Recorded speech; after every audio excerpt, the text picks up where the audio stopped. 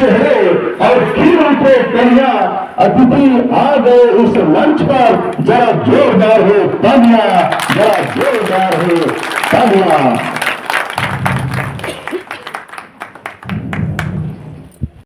चाहूंगा कि सर संक्षिप्त सर को अवगत कराने का कष्ट करेंगे।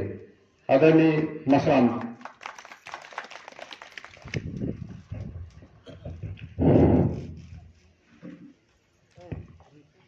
देखिए, आज ग्राम हवेली की पावन भूमि पर स्थित विद्यालय प्रांगण में हमारी आदिवासी समाज सुधार विकास समिति की बैठक की आयोजन की गई। आज इस बैठक के मुख्य अतिथि, जिसे कहा जाए एक ईश्वर रूपी, जो हमारे समाज में यहां आकर पग रखे, आप हैं श्रीमान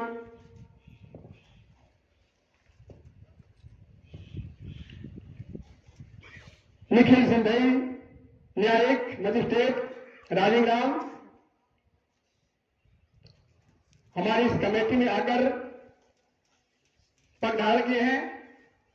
आपको हमारी इस कमेटी की ओर से जोरदार तालियों के साथ स्वागत करते हैं। साथ ही श्रीमान जी के साथ हमारे बड़े बाबू आदरणीय अशोक सिंह उइके जी, आपको भी हमारी यह कमेटी हार्दिक दिल से जोरदार तालियों से स्वागत है। साथ ही साथ आज इस कमेटी में मंच से समस्त पदाधिकारीगण, अतिथिगण एवं हमारी इस कमेटी के कार्यकारिणी, आदिवासी के हित के लिए शुभचिंतक, हमारे आसपास से आए हुए समाज हित के बारे में हितकारक ऐसे विचार लेकर आए हुए यहां पर विराजमान हैं। साथ ही साथ हमारे बहनें इस कमेटी में उपस्थित दिए हैं। मैं सभी को श्रद्धा सुमन अर्पित करता हूं। जोरदार तालियों से स्वागत करता हूं। देखिए, आज इस कमेटी की आवश्यकता क्यों पड़ी। हम हैं एक गांव घर जंगल पहाड़ में निवासरत ऐसी जगह में हमने जन्म लिया, और हमारी जो दशा, स्थिति, परिस्थिति, हर चीजों को देखते हुए हम लोग ऐसे मन में भाव उठा कि हम इतना विशाल समुदाय होने के बाद भी हम इतना समस्या में ग्रसित क्यों है। यह भाव लेकर के कि अपने समाज के लिए कुछ ना कुछ उत्थान के लिए विचार किया जाए, संगठित होकर के, ऐसा मन में भाव उठी। और 31/3/2019 को हमारे ग्राम अमरगावा है, इसी तहसील में, वहां पर हमारी कमेटी का गठन हुई। तब से लगातार अपने समाज के लिए जितने भी हैं, कुछ आपसी विवादें, जमीन संबंधी और कई तरह के ऐसे कुछ झगड़े हैं, विवादें हैं, जिसमें हम त्रस्त हैं, जिसमें हम ग्रसित हैं, उसे हम इस कमेटी के माध्यम से कुछ ना कुछ समझाइश करते हैं, और कुछ ना कुछ ऐसे कुछ काम यह भी हासिल हुई है, और हम अभी अड़चन में पड़े हुए हैं। जैसे हमारे पास न्यायालयीय प्रकरण आया है 40, हम हमारे कमेटी में आए, निराकरण हुए हैं 25, थोड़ा ताली लगा दीजिएगा, सचेत निराकरण हुए, जो न्यायालय प्रकरण आपसी जो वास्तविक जहां पर हम निवासरत हैं, हम हर तरह से देखते सुनते हर चीज को जानते हैं, उस विचारधारा को लेकर के उन गरीबों के आंसू पोष करके हमने समझाइश किया, तो कम से कम इतना कामयाबी हुई। और विचाराधीन है 20, अभी प्रकरण चल ही रहा है। और सामाजिक प्रकरण है, आवेदन प्राप्त हुए हैं 30, जिसमें से हम 22 प्रकरण निराकरण कर दिए। थोड़ा ताली हो जाए आप लोग इस तरह से। अब 8 केस बाकी हैं और अभी विचाराधीन है। तो इस तरह से निरंतर हमारी कमेटी काम कर रही है। तो मैं चाहूंगा कि कहीं ना कहीं अड़चने कुछ आते हैं, जो अपन काम करते हैं फिर भी अड़चने आती हैं, उसे उपाय बताने के लिए मैं आग्रह करूंगा। जैसे आवेदकों द्वारा प्राप्त आवेदनों के तहत सुनवाई हेतु सूचना पत्र जारी किए जाने पर गंभीर स्थिति पर भी अनुपस्थित रहते हैं, इसका निराकरण का उपाय कमेटी चाहती है। दूसरा है, न्यायालयीन प्रकरणों में आदिवासी समाज सुधार विकास समिति के द्वारा आवेदक एवं अनावेदक पक्ष के आपसी समझौता के दौरान प्रकरण वापसी लेने में वकीलों के द्वारा भयभीत किया जाना, अड़चन पैदा करना, इसके लिए उपाय की उपेक्षा करते हैं। तीसरा है, जिसमें हमारा यह समाज त्रस्त है, परेशान है और जिसे हम लिखते हैं जैसे नशा मुक्त, ऐसे छुटकारा पाने के लिए हम नशा मुक्त समाज बनाने का कुछ ऐसे उपाय बताएं, ताकि हम कुछ मानव जीवन जीते हुए अपने हक अधिकार को, अपने स्वाभिमान को जान सके। चौथा है, शिक्षा पर जोर। ऐसे कुछ उपाय बताएं ताकि हमारा यह समाज शिक्षित होकर कुछ हक अधिकार और एवं अपने आप को विकास की ओर ले जा सके। पांचवा है, बाल विवाह एवं दहेज प्रथा पर रोक। इसमें भी अभी है ही है, खास करके हमारे जो बेटियां हैं, वहां जो मांग होती है, वहां पर जो गरीब होते हैं उनके लिए भारी समस्या होती है। तो ऐसा कुछ हम सबको ऐसे कुछ समझाइश हो, दिले जान में आए, ताकि हम बेटा हो चाहे बेटी हो एक समान हो, इस तरह से समझी जुड़े, एक समान भाव से जुड़े और मानव को पहचान सके। इस पर रोक की आवश्यकता है। छठवां है, सामाजिक उत्थान का उपाय। ऐसा कुछ समाज हमारा उत्थान करे, ऐसे मंजिल में पहुंचे जिस कारण से हम नहीं पहुंच पाते हैं, तो ऐसे कुछ विकल्प हो श्रीमान जी, ताकि हम जो स्वप्न है, जो पहुंचना चाहते हैं मंजिल, वहां तक पहुंच सके। इस तरह से हमारी यह कमेटी हमारे ईश्वर रूपी जज साहब से निवेदन है, कुछ हमें ऐसे कुछ उपाय दे ताकि हम अपने भाइयों को, समाज को बचा सके और थोड़ा सा एक मानवता जीवन जी सके। यही हमारी अपेक्षा है। जय हिंद।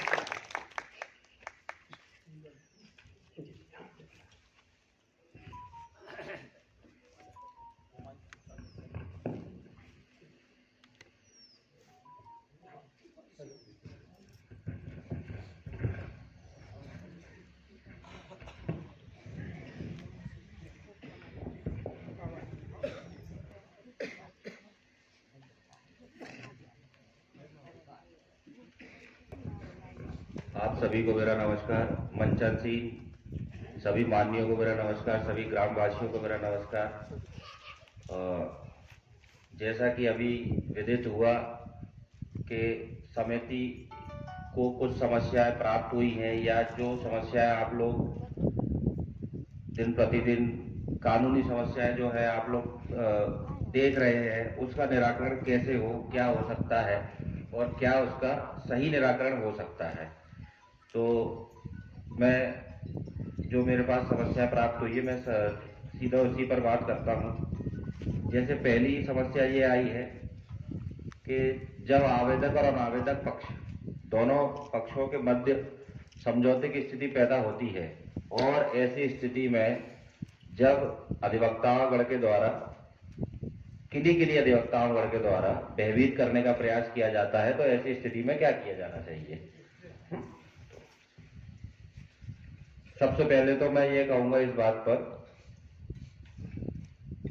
समझौते जैसी स्थिति में भयभीत होने जैसी कोई स्थिति ही नहीं है, क्योंकि समझौते में किसी एक पक्ष का कभी नुकसान नहीं होता है, दोनों पक्ष का फायदा होता है। अब यदि सीधे मुद्दे पर आए, ये देखें कि अगर अधिवक्ता भयभीत, अगर आप समस्या यहाँ है, समस्या यहाँ नहीं है कि वो भयभीत कर रहा है, समस्या यहाँ है कि अगर हमको ये बात महसूस ही ना हो वो भयभीत कर रहा है तो हमारा घाटा है। अगर ये बात अपने को समझ आ चुकी है कि वो भयभीत कर रहा है या वो हमको समझौता करने से रोक रहा है, क्योंकि अगर ये बात जब महसूस ही ना होगा वो भयभीत कर रहा है तो फिर घाटा या अपने को जो नुकसान होना है वो ही जाएगा।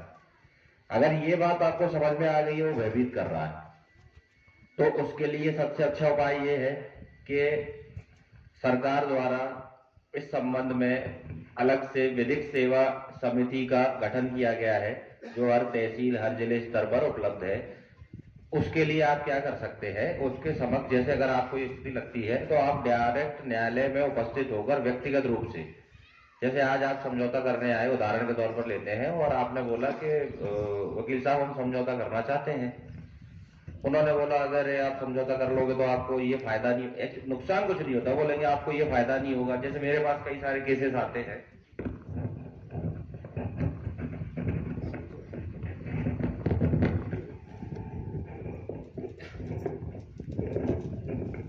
जैसे मेरे सामने कई प्रकार के केस ऐसे आते हैं, जैसे पति पत्नी का विवाद होता है या आपस में जमीनी विवाद हो जाता है, कभी कभी उस जमीन को लेकर, जहां दो पक्ष किसी जमीन को लेकर आपस में लड़ लेते हैं, बाड़ी का विवाद हुआ किसी, मतलब मेरे पास तो काफी फूल तोड़ने के विवाद को लेकर भी केसेस हैं कि जहां दो पक्ष फूल तोड़ रहे हैं और वो फूल तोड़ने पर ही विवाद हो गया है और फिर वो केस चल रहा है 2 साल 5 साल। अब अगर इस बात को समझा जाए कि किसी व्यक्ति ने अगर फूल तोड़े तो विवाद मुझे जो समझ में आता है वो फूल तोड़ने का नहीं है, विवाद होगा कि भाई आप वो धीरे धीरे कब्जा करने का प्रयास कर रहे हैं। तो उसमें सबसे महत्वपूर्ण बात यह है कि कभी कभी उसमें महिलाएं भी शामिल हो जाती हैं। अब जब उसमें महिलाएं शामिल हो जाती हैं तो अब उनके कोर्ट कचहरी के काम बढ़ जाते हैं, ठीक है। और इसमें मैंने ये भी देखा है, मेरे द्वारा ये भी देखा गया है कि कुछ पुरुष ऐसे भी होते हैं जो महिलाओं को आगे कर देते हैं। तो सबसे पहला कदम जो लेना पड़ेगा, जो हम बोलते हैं ना कि हम अपना उत्थान कैसे करेंगे, हम सामाजिक रूप से कैसे आगे बढ़े, तो सबसे पहले तो हमको क्या करना होगा, हमको ये समझना होगा कि कौन सी समस्या का समाधान क्या है। हम क्या करते हैं कि जमीनी विवाद है लेकिन लड़ते हैं, तो उससे जमीनी विवाद तो बना रहता है पीढ़ी दर पीढ़ी और आपस में मनमुटाव होता रहता है। तो उसके लिए क्या समाधान है, उसके लिए समाधान है कि लड़ाई झगड़े जैसी स्थिति पैदा ना की जाए, क्योंकि इसमें एक तो आपसी संबंध खराब होते हैं, आस पड़ोस के एक ही गांव के आप लोग होते हैं। कभी कभी ऐसी स्थिति भी होती है कि ग्राम पंचायत बैठती है, पंचायत में चीजें हो जाती हैं, समाधान हो जाता है, लेकिन फिर भी एक पक्ष नहीं मानता तो उसकी रिपोर्ट कर देता है, कोर्ट में केस चलने लगता है, ये सारी स्थिति भी पैदा होती है। तो सबसे पहले हमको ये समझना जरूरी है, और ज्यादातर जो यहाँ विवाद है वो जमीनी विवाद ही है कि कोई किसी की जमीन पर कब्जा करना चाह रहा है या किसी को बंटवारे में कम जमीन मिली या किसी को बंटवारे में ज्यादा जमीन मिली। तो अगर इसको इस रूप में देखा जाए और फिर हम करते क्या है, उसमें लड़ाई झगड़ा करते, लेकिन अपने को लड़ाई झगड़ा नहीं करना है, मार पिटाई नहीं करना, उससे नुकसान होता है। भाई आप साथ आज लड़ाई झगड़ा हुआ, आपको डंडे से मारा, आपको कुल्हाड़ी से मारा, बैसे से मारा, आप चोटिल हुए, 5 दिन आप काम पे नहीं जा पाए, आप मजदूर व्यक्ति हैं, ठीक है, या कृषक है तो 5 दिन खेती पे नहीं जा पाए, पता चला कि बुआई का टाइम चल रहा है या कटाई का टाइम चल रहा है, तो 5 दिन चीजें प्रभावित हुई। तो इस चीज को सोचे, अगर अब उसका समाधान ढूंढना है, अब उसका समाधान क्या है? अगर जमीनी विवाद है तो पहले तो मैं ये कहूंगा कि अगर आपसी बंटवारे का विवाद है, घरेलू विवाद है, तो उसको घर में निपटाने की कोशिश करें। क्योंकि अगर जब आप कोर्ट भी जाते हैं तो मन में तो एक दूसरे के मन में तो बैर आ ही जाता है कि इसने मेरे प्रति केस लगा दिया, इसने ऐसा कर दिया, और पीढ़ी दर वो पीढ़ी की चीजें चलती रहती हैं तो बैर बढ़ता रहता है। और यदि फिर भी ऐसी स्थिति है, किसी एक पक्ष को ऐसा लगता है कि भाई ये हमारे साथ आपसी बातचीत में न्याय की स्थिति उत्पन्न नहीं हो रही है, ये हमारे साथ न्याय नहीं कर रहा है सामने वाला व्यक्ति जिससे हमारा विवाद है, तब आप ऐसी स्थिति में न्यायालय आए, लेकिन लड़ाई झगड़ा ना करें। क्योंकि मैं कई सारे मैं बोलता हूं कि भाई ये तो जमीनी विवाद है, आपको लड़ाई झगड़े से क्या मिलेगा? वो बोलते कि नहीं सर केस तो चलने दो। तो केस चलने से अगर किसी ने किसी को डंडे से 4 डंडे से मार भी दिया तो क्या उसको फांसी होगी उस बात के लिए? नहीं होगी। लेकिन हम उस चीज को समझते नहीं है। हम क्या करते हैं, हम केस लड़ते हैं, हम जहां जरूरत नहीं है वहां वकील को पैसा देते हैं, जहां जरूरत नहीं है वहां सुबह से काम छोड़कर दिन भर कोर्ट में आते हैं, भूखे प्यासे दिन भर घूमते रहते हैं, वकील के चक्कर काटते हैं। या न्यायालय आपको बोल देती है आज आपकी पेशी, अब आप 2 महीने बाद आना। न्यायालय को भी उस चीज का उतना अनुमान नहीं है कि आप भाई क्या छोड़कर आए, क्या नुकसान कर आए अपना। तो सबसे पहले क्या करना होगा, सबसे पहले हमको ये समझना होगा ठंडे दिमाग से कि कौन से ताले की चाबी कौन सी है। तो ये स्थिति उत्पन्न होती है तो अपने को सीधा सिविल केस लगाना है, ठीक। और फिर सिविल केस भी लड़ते लड़ते ये नहीं सोचना है कि फैसला ही होगा तब देखेंगे। अगर उस बीच में समझौते की स्थिति बनती है तो समझौते का प्रयास तो करते रहना है। अब उसी स्थिति पे आ जाते हैं कि जब 2 पक्षों को भी समझौता हो जाता है और वो आवेदन पेश करना चाहता है, वकील व्यतीत करता है, तो ऐसी स्थिति में क्या है, जहां से जो शुरुआत हुई है बात की।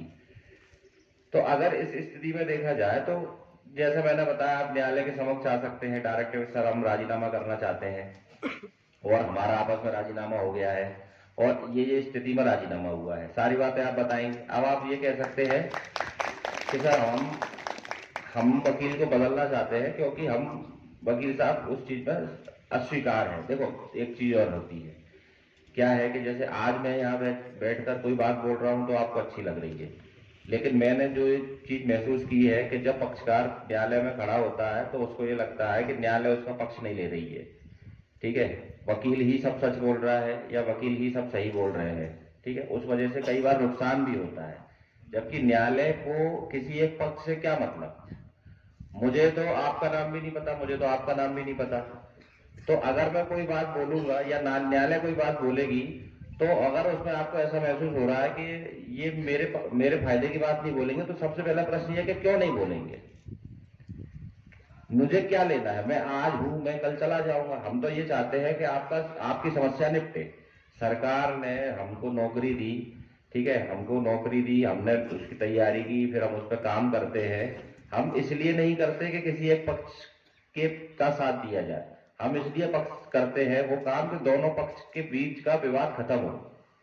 तो अब अगर ऐसी स्थिति आती है कि आपको ऐसा महसूस हो रहा है कि वकील साहब जो है भयभीत कर रहे हैं, तो ऐसी स्थिति में आप डायरेक्ट न्यायालय से बोल सकते हैं। कई बार ऐसा होता भी है हमारे सामने, जैसे जिसमें पति पत्नी के विवाद होते हैं या जमीनी विवाद तो कम निपटते हैं क्योंकि आप लोगों को यही लगता है अब तक कि जब अगर ये केस चलता रहेगा तो जमीन का केस हम जीत जाएंगे, जबकि ऐसा नहीं है। तो ऐसी स्थिति में आप क्या कर सकते हैं भाई, आप डायरेक्ट आके आवेदन पेश कर सकते हैं। आप बोलोगे कि सर अब मुझे आवेदन बनाना नहीं आता, तो उसके लिए क्या है, उसके लिए भी अपने पास एक समाधान है। उसके लिए जैसे अशोक उइके जी हैं जिनको विधिक सेवा प्राधिकरण में आपकी मदद के लिए बिठाया गया, आप उनसे संपर्क कर सकते हैं। आप जाएंगे, ये आपको वकील देंगे, उसका आपको पैसा भी नहीं लगेगा, ठीक।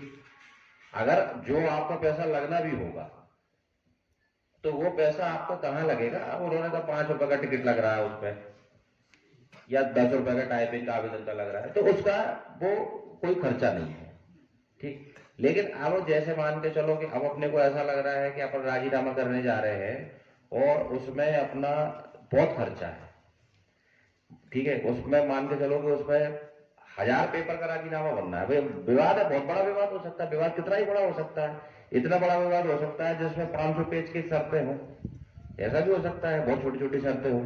तो अब अपने को ऐसा लगेगा भाई उतना पैसा तो अपने पास है नहीं, हम गरीब हैं, हम इतना पैसा कहां से लाएंगे। तो उसके लिए भी सरकार ने ये बोला है कि अगर ऐसे व्यक्ति जिनकी सालाना आय 2 लाख रुपए से कम है, ठीक, वो इन सब चीजों में, मतलब वो नकल निकालने में जो फीस लगती है, किसी को सम्मन भेजते हैं, आवेदन नोटिस भेजते हैं, उसकी जो फीस लगती है, न्यायालय में केस चलाने की जो फीस लगती है, वो सारी फीस आपकी माफ हो जाएगी।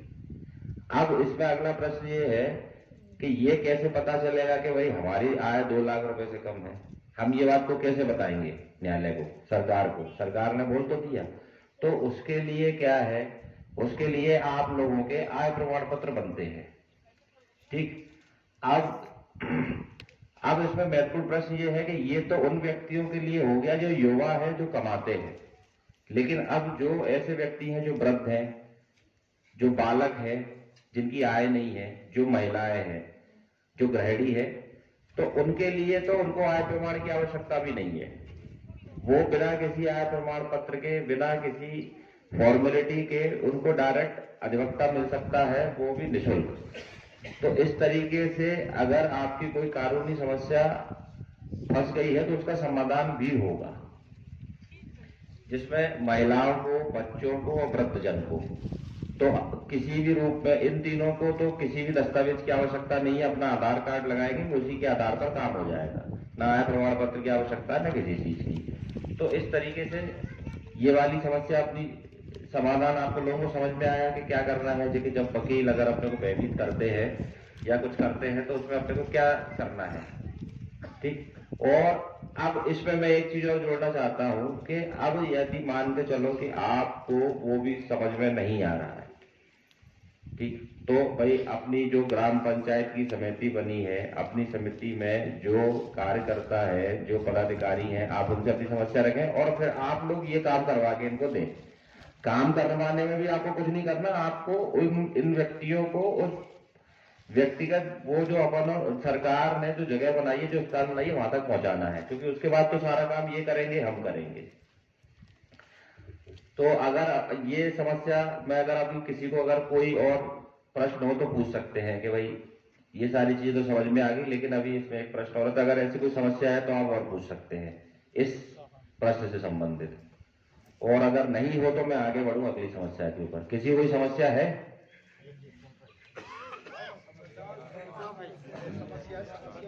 ये अभी जो मैंने बताया कि वकील भयभीत करते हैं, उसमें अपने को क्या करना है, इस समस्या में कोई समस्या है?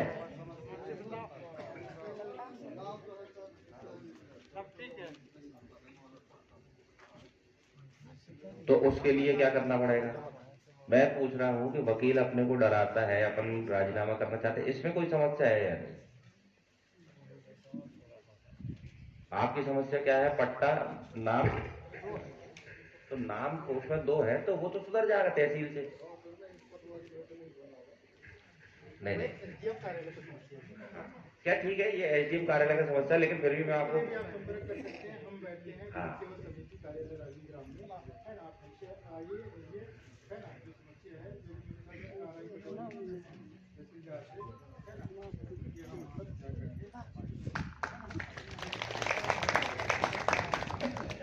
अब इसमें दूसरी समस्या के ऊपर आते हैं। दूसरी समस्या आपकी ये है, दूसरी समस्या के ऊपर आते हैं। दूसरी समस्या ये है कि न्यायालय द्वारा जब पक्षकारों की उपस्थिति के लिए नोटिस जारी किए जाते हैं और वो अनुपस्थित रहते हैं, तो ऐसी स्थिति में क्या निराकरण है, ठीक। तो अब पहला तो ये समझना है कि न्यायालय आपको दो मामलों में नोटिस जारी करती है। एक तो दीवानी मामलों में, जमीन मामलों में, दूसरा लड़ाई झगड़े के मामले में। लड़ाई झगड़े के मामले में ऐसा हो सकता है कि कोई पक्षकार एक जिसमें आरोपी है, कोई फरियादी है, और दीवानी मामलों में, जमीनी मामलों में ये होता है कि 2 पक्षकार होते हैं। एक वो जिसके साथ जिसको जमीन चाहिए होती है और दूसरा वो जिसके पास जमीन होती है। तो अगर आप पहले बात करें जमीनी मामलों में, अगर जमीनी मामलों में आपको नोटिस आता है और आप सबसे पहले तो ये है कि अगर नोटिस इस प्रकार का आता है तो न्यायालय में उपस्थित होना है, क्योंकि अगर आप न्यायालय में उपस्थित नहीं होंगे और न्यायालय के सामने अपना पक्ष नहीं रखेंगे तो ये माना जाएगा कि सामने वाला व्यक्ति जो बात बोल रहा है वो सही है, तो हम उसको सही बात को ढूंढ ही नहीं पाएगी न्यायालय। तो सबसे पहले तो ये करना है कि न्यायालय में उपस्थित हो ही है। अब इस बात पे आते हैं, अगर नहीं हो पाते तो क्या है। तो अगर ऐसी स्थिति में न्यायालय में उपस्थित जिस पेशी पर लगी उस पेशी पर नहीं हो पाते हैं और मान के चलते हैं कि उस पेशी पर आपके विरुद्ध कोई आदेश या कोई निर्णय पारित कर दिया गया, तब ऐसी स्थिति में क्या कर सकते हैं कि हम जिस दिनांक को न्यायालय में उपस्थिति थी उस दिनांक को उपस्थित ना होने का कारण बता दें कि साहब हम उस दिन तो राजेंद्र ग्राम में थे ही नहीं, गांव में जिस दिन पेशी थी, या उस दिन हम गमी में गए हुए थे, या हम खेत में फसल बोवाई कर रहे थे या बीज बोनी कर रहे थे या काट रहे थे, तो भाई न्यायालय को लगेगा कि हाँ भाई जब व्यक्ति राजेंद्र ग्राम में था ही नहीं तो वो कैसे उपस्थित होता। तो फिर उस आवेदन को पेश करके आपके खिलाफ जो कार्रवाई हुई है वो एक साइड हो जाएगी। फिर मामला कहां से शुरू हो जाएगा, शुरुआत से, जहां से आपसे पूछेंगे क्या समस्या है, अब आप बताओ आपका क्या कहना है। तो ये स्थिति होगी जमीनी विवाद में। अब दूसरी स्थिति बनती है लड़ाई झगड़े के मामले में। जैसे कोई व्यक्ति आरोपी उपस्थित नहीं होता है, तो अब जैसे उसमें क्या होता है कि उसमें पहला तो ये है कि आपको जो वकील होता है आप अपने वकील को बता दीजिए कि भाई वकील साहब आज हम उपस्थित नहीं हो पाएंगे, तो आप हमारी तरफ से चले जाना। तो वो व्यक्ति आएगा, आप बता देगा न्यायालय को कि आज वो बाहर गया है, आज वो बीमार है, आज वो शादी में गया है, जो भी आपकी स्थिति होगी जैसा भी है, या स्वास्थ्य खराब है, जो भी है। तो एक तो ये स्थिति हो गई। अब दूसरी स्थिति ये है कि आप वकील को भी नहीं बता पाए और न्यायालय ने और वकील को नहीं बताए, तो अब न्यायालय ने नियमानुसार क्या किया कि भाई आपके खिलाफ पुलिस को बोला कि भाई इस व्यक्ति को पकड़ कर लाओ। ये क्यों नहीं आया, क्योंकि भाई ये तो आरोपी है। तो अब ऐसी स्थिति में आप जिस दिन उपस्थित होते हैं, ठीक है, उस दिन आप ये बात बताएं कि साहब हम उस दिन इसलिए नहीं आ पाए, मैं शहर से बाहर चला गया था, मेरा संपर्क नहीं था, या मैं जंगल चला गया था, जंगल में मोबाइल में नेटवर्क नहीं था, ठीक है, या मेरे पास मोबाइल नहीं है, या मेरे साथ ये समस्या हो गई थी, या मेरे बच्चे के साथ समस्या हो गई थी, या मैं अस्पताल चला गया था, जो भी समस्या है। तो जब आपको समस्या बताएंगे तो फिर से न्यायालय आपको दोबारा जमानत दे देगी, वो बोलेगी चलो ठीक है कोई बात नहीं। लेकिन पता चलता है कि आप बार बार न्यायालय बुला रही है और आप फरार हो गए, आप मिल ही नहीं रहे, ठीक है। तब न्यायालय को ये लगेगा कि भाई इस आदमी को हम 6 महीने से साल भर से बुला रहे हैं, ये आदमी बार बार बचता है उपस्थित होने से, केस में उपस्थित होना नहीं चाह रहा, इसका मतलब क्या है, और केस तो निपटाना है, तो इसका मतलब क्या है कि इसको जेल में बंद करके केस निपटाना पड़ेगा।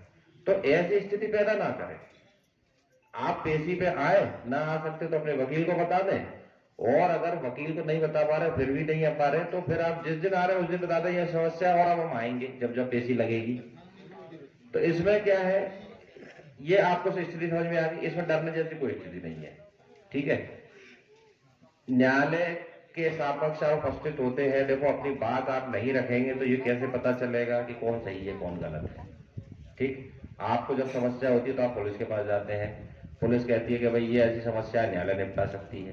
तो न्यायालय के पास जब आपकी समस्या आ गई तो अब आप उसको बताएं, पहली बात, क्योंकि जब हम दोनों पक्ष को सुनेंगे तभी बता पाएंगे कौन सही है कौन गलत है, ठीक। तो उपस्थित होना तो बहुत जरूरी है, क्योंकि उपस्थिति आज मैं यहाँ उपस्थित नहीं होऊंगा तो मैं कैसे बता पाऊंगा कि भाई मैं क्या काम का आदमी, मैं क्यों आया हूँ, मेरा क्या लेना देना है, या मैं क्यों आना चाहता हूँ आपके पास। तो जैसे आप उपस्थित नहीं होंगे तो कैसे पता चलेगा कि सही कौन बोल रहा है झूठ कौन बोल रहा है। हो सकता है 2 लोगों के बीच लड़ाई हुई, पंचायत में वो बात निपट गई, भाई सयारों ने निपटा दी बात को बैठ गए, फिर पता चला कि जिस व्यक्ति के साथ मार पिटाई हुई थी उसने तो कुछ नहीं करा, लेकिन जिसने मारा था उसने उल्टा रिपोर्ट डाल दी उसके बाद भी। तो अब वो रिपोर्ट तो डल गई, ठीक है, झगड़ा हुआ था तो दोनों को मारपीट होती, तो दोनों पक्ष को समझा दिया गया सयानों ने बैठ के पंचायत में कि भाई अब मत करना लड़ाई झगड़ा, चलो कोई बात नहीं, हो गया, चलो ठीक है। अब पता चला कि जो व्यक्ति पिटा उसमें से उसने तो रिपोर्ट ही डाली, जिसने मारा उसने उल्टा डाल दिया। तो अब न्यायालय को तो ये कहानी पता नहीं होगी कि पहले आपका क्या बात थी, क्या हुआ था, फिर पंचायत में क्या हुआ क्या नहीं हुआ, ये बात तो तब पता चलेगी जब वो व्यक्ति आएगा और बताएगा दूसरा व्यक्ति। तो उपस्थित होना इसलिए आवश्यक है आपका, क्योंकि आप नहीं आओगे तो ये समझा जाएगा कि आप गलत हो, ठीक। अगली बात करते हैं सबसे महत्वपूर्ण बाल विवाह और दहेज प्रथा पर रोक। वैसे तो आदिवासी समाज में दहेज लेने की प्रथा का चलन नहीं है, ये सबसे अच्छी बात है और इस बात के लिए मैं सबसे निवेदन करूंगा कि एक बार तालियां बजाई जाए। कि जो समाज की सबसे बड़ी कुरीति है दहेज, जो अच्छे अच्छे पढ़े लिखे लोगों में, अच्छे अच्छे समाज में जो वर्गोत्तम स्थिति पहुंच गए, उनके यहाँ भी ये स्थिति है। और फिर उसकी समस्याएं ये होती है कि उनके परिवार टूटते हैं, ठीक है, उनके बच्चे इधर उधर होते हैं, वो एक दूसरे के दुश्मन हो जाते हैं, न्यायालय में केस लड़ते हैं और जीवन खराब कर लेते हैं। हमारे आदिवासी समाज में ऐसी कोई विकट या ऐसी कोई समस्या नहीं है कि दहेज बहुत चाहिए तभी तक वो होगा। आदमी अपनी इच्छा से, व्यक्ति अपनी क्षमता से जितना खर्च करता है, बिटिया ले जाता है, सारी चीजें चलती हैं, ठीक। तो अब लेकिन थोड़ी बहुत अगर ये साथ कई चीजें कुरीतियां हैं, कहीं थोड़ी अच्छाई होती है तो थोड़ी बुराई भी होती है, थोड़ी बहुत जो अगर कुरीतियां हैं तो उसमें सबसे पहले देखिए क्या होता है कि दहेज को अगर ऐसे समझे कि जैसे कोई पिता है तो उसकी पुत्री है, तो जब उसकी पुत्री का जन्म होता है तो वो भी चाहता है कि हम उसकी शादी करेंगे, उसके लिए थोड़े बहुत चीजें जोड़ता है, करता है अपनी क्षमता अनुसार, फिर अपना जीवन यापन भी करता है। तो इसमें दहेज में और भेंट देने में अंतर है। शादी में भेंट वो होती है जो आप अपनी इच्छा से दे रहे हैं, आप क्योंकि आपकी बच्ची है, आपकी बिटिया है, आपका बेटा है, ठीक है, लड़का मन है तो आपको लगेगा कि भाई पैसे खर्च करने चाहिए, थोड़ा सा मैं उसके लिए करूंगा, समाज को बुलाऊंगा, ठीक है, खाना खिलाऊंगा, ये करूंगा, ठीक। लेकिन दहेज की स्थिति का उत्पन्न हो जाती है जब सामने वाला व्यक्ति आपसे बोलता है कि मुझे ये चाहिए और आप वो करने की स्थिति में होते नहीं है। सामने वाला बोलता है कि मुझे तो मोटरसाइकिल ही चाहिए।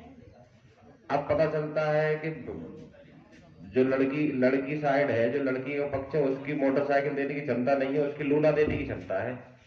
अब होती है समस्या। या अब वो क्या करता है कि जैसे ही उसने डिमांड की, आपने बोला कि ठीक है चलो करते हैं कुछ और 20-30 हजार की बात है, करते हैं, उधार मांग लेंगे, ये कर लेंगे, कहीं से ब्याज में उठा लेंगे पैसा। फिर क्या होता है, फिर ऐसी स्थिति में उसको लगता है यार मोटरसाइकिल आ गई, अब कुछ नया मांगना चाहिए।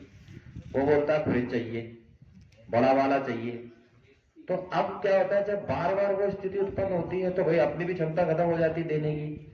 फिर जब वो बिटिया घर पहुंचती है तो फिर समस्या आने लगती है। बिटिया कहती है कि वो फ्रिज नहीं दिया, मोटरसाइकिल नहीं दी, ठीक है, 2 लाख रुपए चाहिए, ठीक है, 4 पहिया वाहन खरीदना है, टैक्सी चलानी है। अब ऐसी स्थिति में फिर वो उसको समस्या देते हैं, फिर वो अपने को बताती है। अपन भी चाहते हैं, अपन कभी कभी ये भी सोचते हैं कि चलो ठीक है, नया नया समय है, शुरुआती समय है, थोड़ा समय लगता है, चीजें ठीक हो जाएंगी, छोटा मोटा चलता रहता है। अपन ये सोचते हैं जीवन खराब ना हो, तो अपन बोलते हैं कोई बात नहीं, चलो देखते हैं। लेकिन हमारे देखने के चक्कर में वो स्थिति इतनी खराब हो जाती है कि कभी कभी तो उस महिला के साथ मारपीट भी होने लगती है, कभी कभी उसको घर से भी निकाल देते हैं। और कभी कभी राजेंद्र ग्राम में तो ये स्थिति भी हो रही है, मैं ये भी देख रहा हूं कि आदमी दूसरी शादी भी कर लेता है। हमारे यहाँ 2 शादियों का 3 शादियों के बहुत केस है, जहाँ पे उसने दूसरी शादी कर ली, पहली पत्नी को घर से निकाल दिया। पहली पत्नी भी बेचारी गरीब है, उसके माता पिता भी गरीब है, कहाँ से पाले, तो वो फिर हमारे यहाँ केस लगाती है भरण पोषण के लिए, ठीक है, ये भी स्थिति होती। तब ऐसी स्थिति में क्या किया जाए? ऐसी स्थिति में ये करना चाहिए कि पहले तो हमको अपने बिटिया के लिए ऐसा परिवार देखना चाहिए जो परिवार को आप जानते हो, पहले से परखते हो, देखे हो, सुने हो। किसी के कहे पे नहीं जाना चाहिए कि वो फलाना गांव के फलाना पटेल साहब हैं, फलाना गांव के फलाना राय साहब है, फलाना गांव के ये है, तो उनसे कर दी। पहले समझना चाहिए परिवार कैसा है, क्या नहीं है, ठीक, क्या स्थिति है इनकी। फिर ये सारी चीजें देख ली, उसके बाद ये देखना चाहिए, उसके बाद अगर जब आप शादी करने जा रहे हैं, वैसे तो प्रथा ये अपने है ही नहीं दहेज की, लेकिन थोड़ी बहुत अब चल पड़ी है जो, और जो समस्या उत्पन्न हो रही है, तो फिर उसमें अपने को क्या करना चाहिए, पहले चीजें समझ लेनी चाहिए। अपने को भी लालच नहीं करना चाहिए उस चीज में। लालच किस बात का करते हैं? लड़की वाले लालच इस बात का करते हैं कि ठीक है लड़की जा रही है, 20 साल की हो गई, 22 साल की हो गई, 25 की हो गई, अब निपटे, अब खत्म हो इसकी कहानी, कब तक मैं इसको अपने सर पर लेके चलूंगा। भाई हम उस जिम्मेदारी को बोझ समझने लगते हैं। तो पहले तो आप उस जिम्मेदारी को बोझ ना समझें, क्योंकि हर कार्य को करने का एक समय होता है।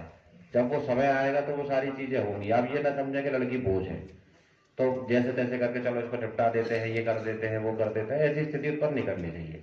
लेकिन अगर कहीं ऐसी स्थिति उत्पन्न हो भी जाती है, शादी हो जाती है, तो दहेज की स्थिति आ रही है, तो तत्काल उस चीज को आप क्या करें, तत्काल देखो। आप क्या है, घर में बैठे हो, आप उसने बोला कि मार पिटाई हो रही है, वो उसके साथ रही, अपने को तकलीफ नहीं हो रही, शरीर तकलीफ हो रही है उस बहू बेटी को, तो तुरंत उसको क्या करें, उस चीज को तुरंत संपर्क करें। अपने पहले तो पंचायत में बताएं, अपने घर में बताएं, और उसके बाद क्या करें, अगर वहां से समाधान नहीं निकलता, बैठक लगाओ, बैठक से समाधान नहीं निकलता है तो तुरंत उसको पुलिस में रिपोर्ट करें। ठीक, पुलिस में रिपोर्ट करें। पुलिस में रिपोर्ट करने के लिए पुलिस तो है ही, आजकल 100 नंबर भी आ गया है, कोई दिक्कत नहीं है, 100 नंबर पर तुरंत करें। तो इस समस्या को ऐसे निपटाएं, और जितने हम जाकर होते जाएंगे उतनी ये समस्या निपटेगी। क्योंकि देखो सारी समस्या कहीं कोई बाहर से नहीं आई है, समस्या हम लोगों ने ही उत्पन्न की है, हम लोगों के द्वारा ही और हम लोगों के बीच में ही है। तो सबसे पहले समाधान हमारे अंदर ही है उस चीज का, ये है। अब आते हैं इस बात पे कि नशा मुक्त समाज कैसे बनाया जाए। तो इस बात का भी सबसे बड़ा उदाहरण ये है, मैं बोला कि भाई समस्या किसके अंदर है, समस्या हमारे अंदर है। जब कोई व्यक्ति शराब पीने लगता है, तो कभी एक ऐसा भी दिन था कि वो पहली बार शराब पी रहा होता है, लेकिन ये भी बात सही है कि उसको किसी ने बोला नहीं होता शराब पियो, या मान के चलो कि साथ वालों ने बोल भी दिया कि पी लो और वो मना कर रहा है, लेकिन ऐसा तो कभी नहीं होता कि उसके मुंह पर लगा के बोतल लगा दी, पीनी पड़ेगी। तो इसमें समझने वाली बात यह है कि अगर हम नशा कर रहे हैं तो किसकी इच्छा से कर रहे हैं, नशा हम अपनी इच्छा से कर रहे हैं। ठीक, नशे की क्या है, एक खास बात है कि जब आप पहली बार नशा करते हैं, आप गांजा पीते हैं, बीड़ी पीते हैं, शराब पीते हैं, तो अपने को पता नहीं चलता कि वो अपने दिमाग में क्या कर रहा है। अच्छा लगता है, बढ़िया लगता है, ठीक है, सो जाते हैं, टेंशन खत्म हो जाती, थक जाते हैं। लेकिन क्या होता है, धीरे धीरे धीरे धीरे करके उस नशे, अपने दिमाग को नशे की आदत होने लगती है। फिर आती है समस्या, फिर अपना दिमाग होता है चिड़चिड़ा, फिर अपना शरीर में होता है दर्द, अपने को लगती है बीमारी। ठीक, तो नशा मुक्त का क्या है। अब जो लोग नशा कर रहे हैं, जिनकी उम्र 50 साल हो गई, उनको तो मैं कोई सलाह दे नहीं सकता, क्योंकि जब आप 50 साल के हो गए तो अब मैं आपको क्या सलाह दूं, क्योंकि अब आपको आदत लग चुकी है। अब उसका तो उपाय ये है कि हिसाब से पियो। ठीक, ऐसा नहीं कि दिन भर पियो। और फिर उसका हिसाब ये है कि अब आप 20 साल से अगर शराब पी रहे हो तो फिर उसको संभालना भी सीख गए होगे पीने के बाद, तो उसको संभालो, उसको पीने के बाद लड़ाई झगड़ा मत करो, बीवी बच्चों को मत मारो। अब महत्वपूर्ण बात यह है कि जो नए बच्चे हैं, जो नई जनरेशन है, जो नया बालक है, वो पी रहा है, उसके लिए क्या करें। ठीक, तो क्या है कि उस पर देखो, क्या है कि उस पर अपने को ध्यान देना पड़ेगा, अपने बच्चे के ऊपर, कहाँ जा रहा है, कहाँ आ रहा है, किस समय घर आ रहा है। ठीक, जैसे क्या होता है कि मान के चलो कि लड़के का माँ बाप दोनों 7 बजे घर आ जाते हैं, 7 बजे खाना खा लेते हैं और 8 बजे सो जाते हैं। अब आपका लड़का 8 बजे घर आया, आपने पूछा उससे कि कहाँ थे, क्यों लेट हो गए, उसने बोला अरे वो उसके खेत में था। ठीक था, हमने सोचा चलो ठीक है, खेत में ही था, गाँव के आ जाएगा, फिर हम उसको कुछ नहीं बोलते। लेकिन यही चीज जो हम उसको नहीं बोलते, यही चीज 8 का 9 बजाती है, 9 का 10 बजाती है, 10 का 12, और फिर लड़का आपका रात रात में घर नहीं आ रहा।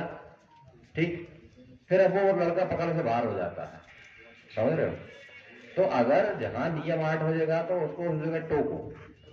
ठीक, क्योंकि पता नहीं चलेगा आज 8, अरे कहाँ थे, 8 बजे वही खेत में थे, चलो ठीक है। 9 बजा, अरे वो उसकी शादी में चले गए थे तो वहां, ठीक है। फिर पता चला लगा 10 बजे तक नहीं आ रहा, 12 बजे तक नहीं आ रहा, फिर आपके हाथ से बात निकल गई, फिर वो बाहर रहेगा तो गलत काम भी करेगा, क्योंकि घर में गलत काम नहीं हो सकते, जितने गलत काम वो घर के बाहर होते हैं। ठीक, तो इसके लिए सबसे पहले फिर दूसरी चीज ये है कि अगर उसकी दवाइयां भी होती हैं, उसकी दवाई कराओ, ठीक है। उसका नियम से दवाई लो और अपने अंदर इच्छा शक्ति बनाओ कि भाई हमको शराब पीना है, नहीं पीना है, क्या करना है। और उन लोगों को, वो लोग शराब तो बिल्कुल ना पिए जिनके ऊपर ज्यादा जिम्मेदारी है, जिनके बच्चे हैं, क्योंकि आप पियोगे तो आपके बच्चे देखेंगे तो वो भी पिएंगे। आप बूढ़ा आदमी पी लिया तो ठीक है, चलो, क्यों उसके ऊपर तो कोई जिम्मेदारी समाज के, परिवार की वैसी है नहीं।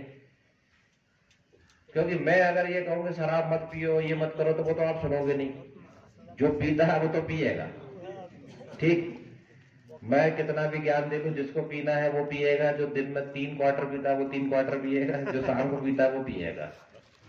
उसका ये है कि पियो, लेकिन ऐसा मत पियो कि तुम्हारा और तुम्हारे परिवार को नुकसान होने लगे। ऐसा दारू मत पियो, ऐसा शराब मत पियो कि तुम सारा काम छोड़ के तुम्हारे पीछे पड़ना पड़ जाए। ऐसा काम मत करो कि तुम दारू की लड़ाई करो, फिर तुम्हारे घर बच्चे न्यायालय में खड़े हैं, लड़ाई झगड़ा हो रहा है, ठीक।